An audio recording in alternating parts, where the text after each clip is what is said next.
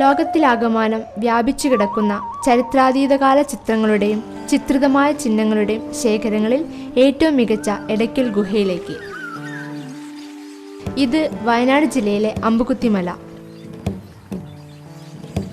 ഇവിടെ സമുദ്രനിരപ്പിൽ നിന്നും 4000 അടി ഉയരത്തിൽ സ്ഥിതി ചെയ്യുന്ന എടയ്ക്കൽ ഗുഹ 96 അടി നീളവും 21 അടി വീതിയുമുള്ള ഒരു കൽവിടവിൽ ഭീമാകാരമായ പാറ വീണ് രൂപപ്പെട്ടതാണ്.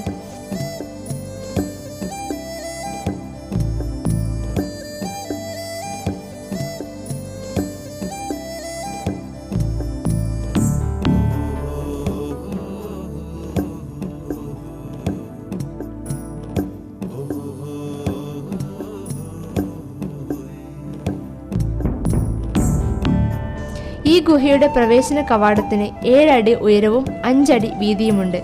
ഗുഹയുടെ ഇരുഭിത്തികളിലുമായി ഏകദേശം 500 ചതുരശ്ര അടി വിസ്തീർണത്തിൽ വ്യാപിച്ചു കിടക്കുകയാണ് ഇവിടുത്തെ കൊത്തുചിത്രങ്ങൾ. വർഷങ്ങൾ പഴക്കമുള്ള ഗോവണി കടന്നു വേണം ഈ ഗുഹയിലേക്ക് കടക്കാൻ.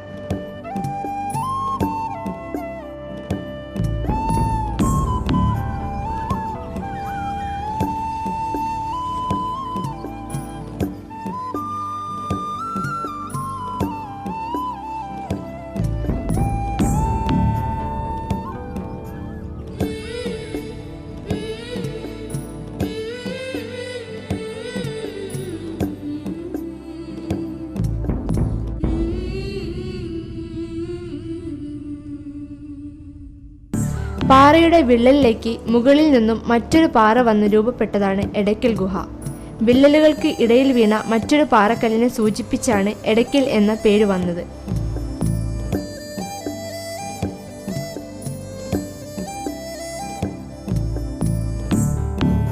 ചായം കൊണ്ട് വരച്ച ചിത്രങ്ങൾ, കൊത്തുചിത്രങ്ങൾ, തരംതിരിക്കപ്പെട്ട ഗുഹാചിത്രങ്ങളിൽ രണ്ടാമത്തെ ഗണത്തിൽ വരുന്ന എടയ്ക്കൽ ചിത്രങ്ങൾ 4000 BC-ക്കും 1000 BC-ക്കും ഇടയിൽ തെക്കേ ഇന്ത്യയിൽ നിലനിന്നിരുന്ന നവീന ശിലായുഗത്തിലേതും തുടർന്നു വന്ന ഇരുമ്പ് യുഗത്തിലേതുമാണെന്ന് ചരിത്രകാരന്മാരും പുരാവസ്തു ഗവേഷകരും സാക്ഷ്യപ്പെടുത്തുന്നു.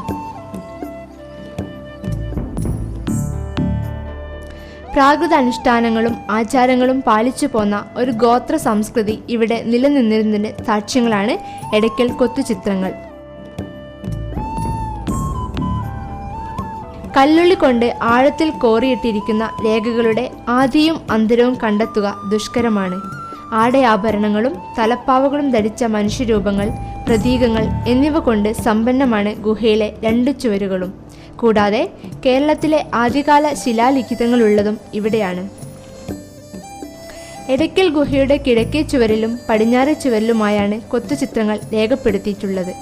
ഗുഹയുടെ കിഴക്കേ ചുവരിന്റെ ഏകദേശം മധ്യഭാഗത്താണ് സുവ്യക്തവും സുപ്രധാനവുമായ ചിത്രങ്ങളുള്ളത്. തൂവലുകളോ ഇലകളോ കൊണ്ടുള്ള തലപ്പാവുകളും ആഭരണങ്ങളും ധരിച്ച് കൈയുയർത്തി നിൽക്കുന്ന മനുഷ്യരൂപങ്ങൾ ഗോത്രവ്യവസ്ഥിതി നിലനിന്നിരുന്ന ഒരു കാലഘട്ടത്തെ ഓർമ്മിപ്പിക്കുന്നു.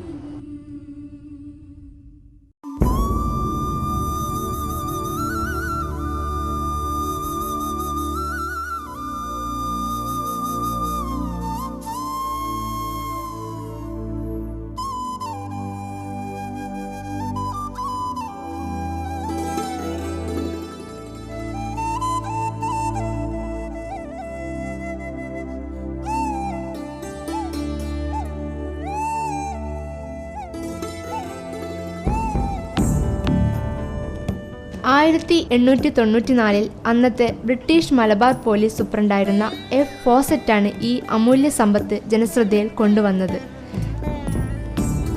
സമീപ പ്രദേശങ്ങളിൽ മൃഗവേട്ടയ്ക്കിടെ അദ്ദേഹം നടത്തിയ ആകസ്മിക പര്യവേഷണത്തിൽ നവീന ശിലായുഗത്തിലെ കല്ലുള്ളി കണ്ടെടുക്കുകയുണ്ടായി. തുടർന്ന് നടന്ന പര്യവേഷണത്തിലാണ് എടയ്ക്കൽ ഗുഹ കണ്ടെത്തിയത്. 1984 സംസ്ഥാന പുരാവസ്തു വകുപ്പ് എടയ്ക്കൽ ഗുഹ ഏറ്റെടുക്കുകയും സംരക്ഷിത സ്മാരകമായി പ്രഖ്യാപിക്കുകയും ചെയ്തു.